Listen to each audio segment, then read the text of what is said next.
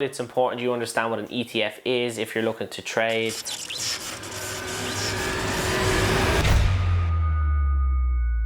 What's up guys, it's Flash with tradingwithflash.com. If you already don't know what this channel is about, I break down top stock courses in my 100% honest opinion. So if you already haven't hit that like and subscribe, please do so now. I hope you enjoy all the content. I do upload 3 to 4 times a week and it's all for you guys. God bless. An ETF is an exchange traded fund, usually represents the movement of an overall company or commodity.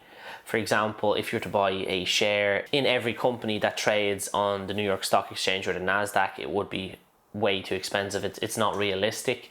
But so what you can do to trade is you can buy a share of an ETF, which is more of a reasonable price, and that tracks either just the market itself or commodity behind it. Now bear in mind, when trading ETFs, they don't move quite as well like stocks. They are super liquid, so they're very easy to get in and get out. There's usually billions of shares in ETFs. As I said, they don't trade quite like a stock. There is a commodity behind it pushing it. Sometimes they can follow obviously patterns and things like that as well. It's not more of a common trend as it is with stocks.